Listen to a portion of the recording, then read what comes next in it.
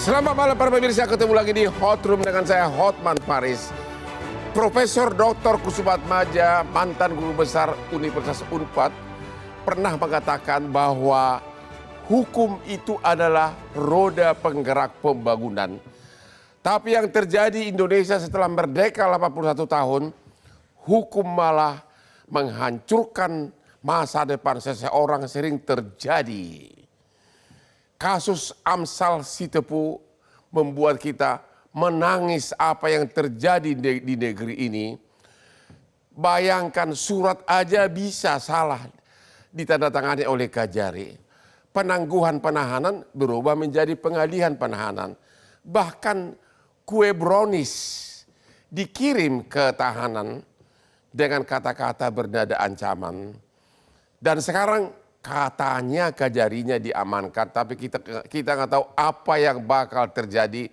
Kita akan mendengarkan langsung dari pihak-pihak yang memulai kasus ini, khususnya rekan kita Ketua Komisi 3 DPR. Inilah Hot Room, kasus Amsal, Kajari Karo harus disanksi.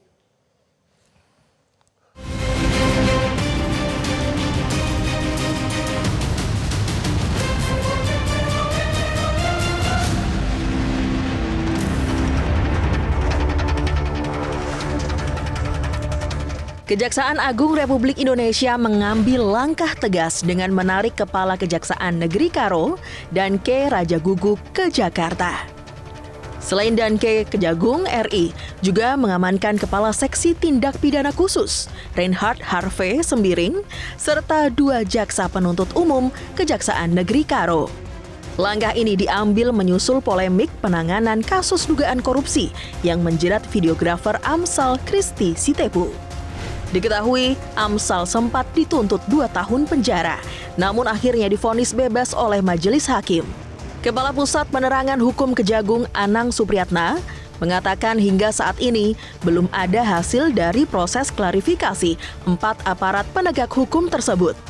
Selain itu, pemeriksaan internal ini dilakukan oleh tim Kejagung untuk mengklarifikasi dugaan pelanggaran etik, termasuk untuk mengetahui duduk perkara secara menyeluruh dalam proses penuntutan yang dilakukan pada kasus Amsal. Lalu apakah pemeriksaan ini akan membuat kasus yang ditangani Kejari Karo menjadi tertunda? Dan apakah pemeriksaan ini juga akan menimbulkan keraguan terhadap penegakan hukum di Kabupaten Karo?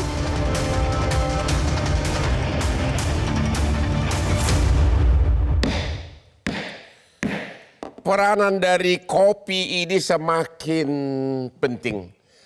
Harusnya kita duduk di warung kopi. Kemarin ada Rismon Sianipar. Sekarang ada Boru Rajaguguk. Ini teman-teman saya dari kelahiran saya dari Tanah Batak menggantikan kepopuleran saya di televisi. Walaupun demikian, jangan lupa minum kopi luwak hitam premium. Kenapa di garasi Hotman semua mobil mewah ada? Karena kerja keras. Gimana caranya kerja keras? Ya harus minum kopi luwak hitam premium. Jam 10 acara ini selesai. Habis ini saya akan clubbing lagi di klub saya. Tentu harus dengan kopi lo, kalau nggak ngantuk. Jadi sekali lagi, mau kaya minum kopi. Aduh. Tapi Komisi 3 nggak boleh kaya. Ya. Oke, Bapak Habibur Rahman. Pertama, saya mengucapkan terima kasih atas nama masyarakat Indonesia. Karena Bapak ini semua sudah berjasa besar. Telah membuka tabir kebobrokan penegakan hukum di Indonesia. Selama 10 tahun Hotman telah memulai itu di Kopi Joni dan di Hotman 991. Tapi saya tidak punya power untuk memanggil jaksa dan aparat. Saya hanya bisa memviralkan di akun saya yang followernya puluhan juta. Bapak Komisi 3, Bapak Habibur Rahman, tolong dulu di uraian singkat apa kesalahan dari Kajari ini. Dan apa perkembangan terakhir kasus ini? Katanya diamankan. Diamankan maksudnya ditahan atau apa? Silakan. Ya, pertama saya harus jujur dulu Bang Hotman ya. Apa yang dilakukan Komisi 3 belakangan ini, RDPU dan lain sebagainya, itu terinspirasi dari Kopi Joninya Hotman Paris Hutapea. Nah ini harus jelas Bang. Ya, cuma memang kita ada kelebihan, kita mempunyai kewenangan pengawasan ya sebagaimana diatur di pasal 20A konstitusi kita. DPR memiliki kewenangan untuk melakukan pengawasan. Nah ini yang kita maksimalkan. Mumpung kita masih punya palu ya, kita pengen ketukan palu kita itu berharga untuk rakyat. Bisa membuat rakyat kecil Bravo tersenyum. untuk Komisi 3 DPR. Jadi perintah Pak Prabowo itu ketika menugaskan saya ya lewat Pak Dasko untuk jadi Ketua Komisi 3 adalah membuat rakyat kecil bisa tersenyum dan mendapatkan keadilan. Oke, nah soal kasus ini Pak Hotman, kasus ini kan menarik perhatian masyarakat. Kenapa? Karena dirasa sangat tidak adil ya. Ada seorang konten kreator, dia berhubungan dengan sejumlah kepala desa, melakukan praktek bisnis yang biasa sebetulnya, menjual jasanya, tiba-tiba dikatakan sebagai tindak pidana korupsi. Ya. Logika orang awam aja sulit memahaminya. Ya. Bagaimana jual beli jasa seperti itu disebut korupsi. Ya, lalu ada hal-hal yang juga menggelitik seperti misalnya penggunaan bahasa Inggris disebut sebagai salah satu cara trik untuk menipu kepala desa. Padahal kan kita tahu kan penggunaan bahasa Inggris di dalam industri kreatif itu memang hal yang wajar. Kayak kita ini pakai clip on ini. Ini bahasa Indonesianya kalau diterjemahin susah Pak. Clip on itu apa? Atau teleprompter. Itu kan di industri kreatif ya, Pak Hotman ya. Banyak sekali slideshow macam-macam ya, yang seperti itu. Kok dikatakan sebagai salah satu pointer untuk memuluskan tindak pidana korupsi. Yang paling membingungkan adalah bagaimana ada beberapa pekerjaan jasa di bidang videografi ya dinilai nol. Seperti editing, kemudian dubbing dan lain sebagainya. Sehingga Komisi 3 kan harus mendengar masyarakat. Saya kebetulan pagi-pagi buka media sosial, banyak sekali DM kita kan, maupun berseliweran begitu.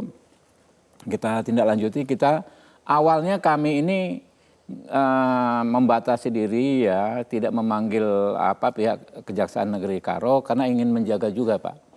Siapa tahu dengan seruan ya kan ya bisa memperbaiki diri ya. Sebab kalau orang dipanggil di Komisi 3 itu kan rasanya seperti diadili Pak. Karena dibalik orang-orang ya aparat penegak hukum yang kita panggil, kita cecar, kadang-kadang berkata keras anggota DPR itu kan ada keluarganya, ada suami, ada istri. Kami menjaga betul martabat orang-orang tersebut jangan sampai merasa dipermalukan. Awalnya kami hanya menyerukan penangguhan penahanan dan vonis bebas. Itu sikap Komisi 3 tanpa pihak Kejari Karo, Pak.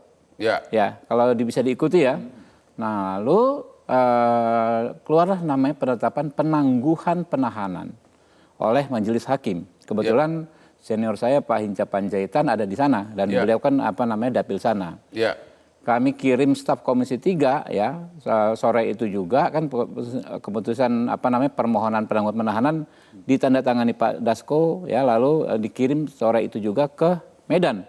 Besok paginya oleh Pak Hinca dibawa ke Majelis Hakim. Alhamdulillah dikabulkan. Dikabulkan. Penangguhan dikabulkan. Penangguhan dikabulkan ya. Kan Pak Hotman tahu ya ketika hakim sudah menandatangani penangguhan sesegera mungkin orang yang bersangkutan harus dikeluarkan dari tahanan. Benar. Karena 1 detik saja orang ditahan tanpa alasan yang sah itu sudah suatu kejahatan. Ada pidananya loh. Menahan orang tanpa alasan yang sah. Tapi kan di situ kan ada jaksa yang harus diminta hakim hadir. Sebagai eksekutor. Tetapi jaksanya ini memperlambat diri secara sengaja untuk sampai ke lapas. Bagaimana mungkin bisa 4-5 jam baru sampai ke lapas. Dihubungi katanya on the way. Ya kan ya. Dan faktanya kan ini kan menjelang malam. Besoknya ada sidang. Lagi putusan. Sementara rumahnya itu kalau nggak salah di Kabanjahe di Karo kan ya. Dia kan harus pulang dulu. Namanya orang Karo katanya kalau dia dapat sesuatu harus pulang ke ibunya, harus bersujud ya kan untuk besok kembali sidang. Waktunya kan makin sore, takutnya nggak keburu untuk waktu sidang besoknya. Oke. Nah Jaksa yang tidak menjalankan tidak menjalankan perintah hakim untuk mengeksekusi pengeluaran si penahanan Amsal Sitepu seolah kebakaran jenggot. Ya. Membuat surat yang sangat provokatif dan mengadu domba. Ya. Isinya tidak bisa melaksanakan karena terdakwa keluar.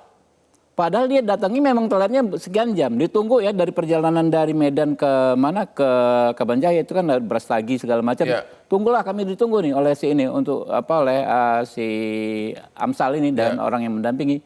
Nggak datang juga. Ya. Mereka membuat surat dan mengedarkan surat yang sangat memprovokasi dan mengadu domba. Isinya? Itu. Isinya melaporkan Kalapas ke inspektorat. Tapi dengan judul yang dibelokkan, bukan penangguhan penahanan, tetapi pengalihan penahanan. Ya. Semua orang hukum tahu itu dua hal yang sangat berbeda. Ya, tetap ditahan, coba dialihkan. Gitu. Kalau dialihkan itu Pak, artinya kan menjadi tahanan rumah, dia nggak bisa ke Jakarta misalnya. Benar. Untuk RDPU. Ya kan, dia nggak bisa keluar kota Medan kalau dia dari tahanan kota, kan, atau tahanan rumah, bahkan lebih sempit lagi dia nggak bisa keluar rumah. Itu dua hal yang sangat berbeda. Dalam konteks kualitas kebebasan juga berbeda.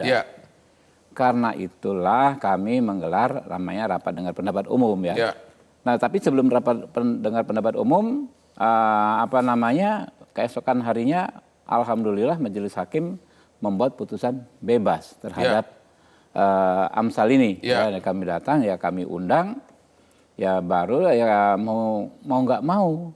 Walaupun kami menghindari sekali RDPU menghadirkan pihak kejaksaan, situasinya mengharuskan begitu. Karena masyarakat kan juga mendesak kami. Dibuka dong secara jelas masalahnya seperti apa. Nah, semakin hadir semakin terbuka lah. Beliau sendiri mengakui bahwa suratnya salah ketik. Saya Pak Hotman pernah nggak mengalami hal seperti itu? Salah ketik dalam satu putusan eksekusi putusan hakim. Iya kan? Saya pikir nggak pernah lah. Itu pemalsuan atau apa? Pidana dong? Makanya, pernah nggak seperti itu? Jadi, karena dua hal yang berbeda itu Pak Hotman, di perihal surat loh. Perihal surat itu kan di bagian atas. Berapa level orang mulai yang ngetik, kemudian kasih pitsus, Kajari yang membaca dokumen tersebut. Masa 3 orang, 3 pihak setidaknya ada 3 orang yang membacanya bisa semuanya lolos gitu kan ya. Apakah ini disengaja? Makanya saya tanya gitu kan ya. Tidak dikatakan salah ketik, tapi salah ketik misalnya 10 tahun menjadi 100 tahun itu kan 10 kali lipat. Jadi tolong disimpulkan, ini sudah tergolong tindak pidana nggak oleh oknum kejaksaan? Jadi pasal 23 ayat 7 KUHP. Itu apa? Bahwa penyelidik yang melakukan pelanggaran kewenangan bisa dituntut secara etik, administrasi maupun pidana. Jadi oknum Kajarinya bisa diproses secara pidana, begitu kan? Tapi kita lihat apakah benar dia sengaja melakukannya, nanti kita perdalam. Oke, kita ketemu lagi di Hot Room. Jelajahi cara baru mendapatkan informasi. Download Metro TV Extend sekarang.